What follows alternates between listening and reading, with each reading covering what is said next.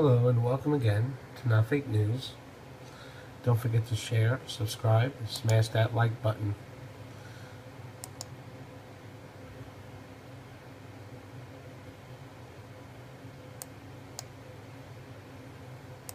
I hope that when we stand up to those who oppress our communities, that Allah accepts from us that as a form of jihad, that we are struggling against tyrants and rulers, not only abroad in the Middle East or in the other side of the world, but here in these United States of America, where you have fascists and white supremacists and Islamophobes reigning in the White House.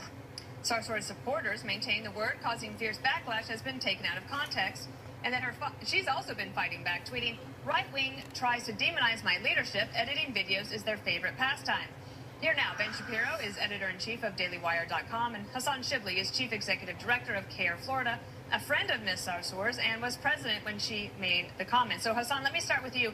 Tell me how it was taken out of context. Well, jihad means to struggle for good, and she was very clear that it's our duty as Americans and as Muslims to put forward our best effort and to struggle to speak truth to power, to help the disenfranchised, to stand for the oppressed, no matter what the cost is of speaking out. And she's actually paying the price of speaking out and calling out the Trump administration's attacks on minorities, attacks against women. Linda's a revolutionary American, Muslim, proud, hijab sporting activist, and we stand with her. We're proud of the tremendous work she's doing to stand with all disenfranchised minorities to make America great by standing for justice and speaking truth to power, which is exactly what jihad is about. Okay, so I first read about this on the Daily Wire, but when you wrote about it, Ben, tell me why you think that it was not taken out of context when she calls for jihad against the White House. Well, I mean, it clearly wasn't taken out of context. Everybody I know who posted this story posted the entire video as well as a large portion of the transcript from what she said. I don't think anybody is claiming that she openly called for violence against President Trump, but jihad means more than just internal struggle or quote-unquote struggle for good. I mean, we all know that there are terrorists all over the world who invoke the word jihad as justification for what they do, and Linda Sarsour knows that too. I mean, she knows how to make a headline. She is a radical anti-Semite who has backed terrorists in the past. She's a person who has said that I Stop smearing her. Don't smear a woman who's not here to defend herself. You just don't like a vocal American Muslim woman proudly standing for justice. Don't smear a woman who's not here to defend herself. Shame on you. Okay, I'll talk about CARE instead. CARE is an organization that was an unindicted co-conspirator in the Holy Land Right, Foundation shift the topic. Exactly. Never indicted. Don't try to drown out the conversation. Let's talk about what jihad means. Jihad means striving for truth. Let me ask you, Hassan, let me ask you something. If you want to talk about context, let's talk about the full context. Yes, go ahead and ask me. Okay, this is what I want to ask you. The fact that she began this speech by praising a guy who has in the past talked about how jihad includes violent jihad. She started her speech with that. So let's not pretend that you're the one taking this one line out of context and then suggesting that it only refers to... Well, I encourage everybody just to listen to the speech for herself. So I listened to it, and I have a question to you from a communication standpoint. So she wants to be an effective activist. Surely she is aware that when the general public hears the word jihad, it's not necessarily about an internal struggle and standing up for people's rights. I mean, we do that all the time in America, like our country's actually built on that. So I'm curious why she doesn't think that she would get some backlash. If you're going to say those things, you are going to get, stir up a hornet's nest. Well, that's why it's so important that she used that word, because we must reclaim that word from the extremists that have misdefined it, misrepresented it. So Muslim extremists and anti-Muslim extremists have both hijacked and distorted jihad to mean something horrible, to mean exactly what jihad does not mean, actually. And the only way we can reclaim our words and reclaim our language is by leaders proudly and unapologetically using it in the right context so we can show the world what jihad really means. Jihad does not mean war. I think that you're whistling past the graveyard, because that's already the reclamation, Ben. It's too late for that. Of course, no, it isn't too late. It isn't too late. It isn't too late. Okay, if it isn't too late, then I'd like to hear CARE come out right now and condemn the Muslim Brotherhood. Why would we condemn the Muslim Brotherhood? We don't condemn political organizations. Listen, let's not, again, every single time you want to try to distort the conversation. Why don't you condemn the KKK? Why don't you condemn the Lord's Resistance Army? Every time a Muslim comes up, you start condemning. You start asking Muslims to condemn. Muslims are human beings. We're proud Americans. We stand for peace. We stand for justice. We condemn all people. We condemn all people who engage in violence against human beings, against civilians. Take that for granted. We are one humanity, one people. Let's get to know each other. Let's not promote fear and hate of each other. All right, Hassan, I'll give the last word to you, Ben. Okay, if you want to reclaim the word jihad, you should start by condemning organizations that promote jihad all over the world instead of associating with them. Why would we? And talking about again, you're misdefining jihad. Jihad means standing for justice. Jihad means standing for justice. It doesn't mean terrorism. And we stand against all terrorists and all those engaged in violence. Organizations that participate in it. This is not hard. We have and we do, just as everybody else does. Thank you, and God bless you. God bless America. Thank you, Hassan, and Ben Shapiro. Thank you so much. See you next week.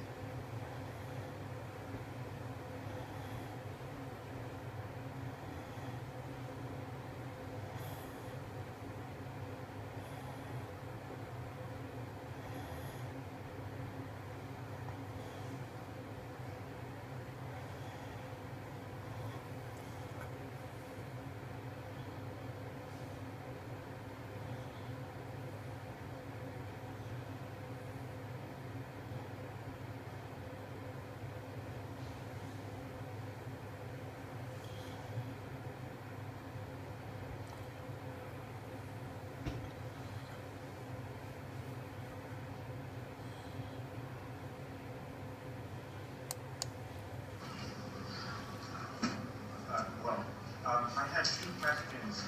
One of them was regarding your characterization of the left as fascist. You mentioned that there's essentially an unbroken lineage between modern leftists and their grandparents back in the 1968 revolution.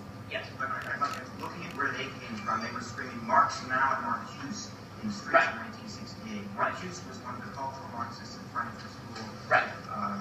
They were coming up with deconstructionist theories how to tear apart the West. Right, no, I'm aware of Frankfurt School, yeah. And then back to Gramsci, basically back to Bolshevik revolution. That's right. Why not? I mean, it sort of muddles the issue, calling them fascists, and then saying that Nazis are gay liberals in VSDN costumes. Right? Well, I mean, I've never said that predictably, so that's weird. Okay, so number one, the Nazis were of the left. The Nazis were of the left, and I mean, if you read Hitler's books, if you read Mein Kampf, what you find is that he was very heavily influenced by Marx. Right? The split between the National Socialists and the Communists was a split over power, not over fundamental principle, and the fact is that the Communists were fascists. I mean, Stalin was a fascist. I mean, fascist was a system of government that suggested that a top-down elite ought to rule every aspect of life, and the economic system that has been traditionally attached to that is one that involves seizure of private property and redistribution of it, which is something that both Hitler and Stalin did. So there is a high correlation between the left of today and the fascist left of today and the fascist left of yesteryear. I don't draw a massive distinction, really ideologically, between Nazism and communism because they both have the same source. It's just that the Nazis tended toward nationalism and the communists tended toward internationalism. This was their main conflict. And one other question. Essentially, the point of this lecture was diversity and its aspects, but you regarded it mostly as neutral for most of the lecture. You're more concerned with its character, which I think is good. But I would submit Putnam and Robert Putnam and Arthur Schlesinger in The Disuniting of America. Yeah. The hostility of one tribe for another is among the most instinctive human reactions. Mass migrations have produced mass antagonism since the beginning of time. Right. Schlesinger, looking at the list of the most trusting places, Putnam. No, I mean, I know the Putnam argument, so I know and the Putnam argument, essentially, and he's made this argument now. Putnam's a leftist, by the way, Robert Putnam. And he's very upset with the idea. He wanted to go with the diversity as our strength argument, but it turned out that in many cases diversity was not our strength when there was diversity of values. There are three types of diversity I really only talked about two. I talked about diversity of thought, right, and I talked about diversity of race, right, diversity of ethnicity. There's a third type of diversity that's slightly deeper, and that's diversity of values. Within diversity of thought, there can be disagreements, right? But at the very end, as I suggested, there are certain values that we all have to hold in common, right? And those values that we have to hold in common are deep and abiding and cross-racial, or can be cross-racial. So what Putnam found in that same book that you're talking about, and when he studied this issue, what he says is racial diversity without any other driving factor, all it does is create more protest marches and interracial conflict. The exception to this is when people have a common goal in a community, which is why we have to have social fabric. It's why we all have to agree on basic values, like freedom of speech, like basic decency, like don't knock some girl up and run away, like make sure that you pay for things, like taking care of my wife is my business and taking care of your wife is essentially your business. Right? We have to agree on values. If you do that, then racial diversity isn't neutral. It doesn't make a difference at all. Because racial diversity has nothing. Once you don't have diversity of deep values, and we all have the same values, who cares what color your skin is? The problem with diversity is when there is a diversity of value systems entirely. And even the left agrees with this, by the way. The left, for example, wouldn't suggest that a community is made richer by a group of people who come in and then suggest, for example, that they get to just kill everyone. Right? This is not a community that's been made richer by a diversity of values. So the solution is so racial diversity correlates with conflict when there is no commonality of values. The solution that I have suggested, and the traditionally American solution, is that we need commonality of values and unity of values, and then racial diversity becomes a neutral.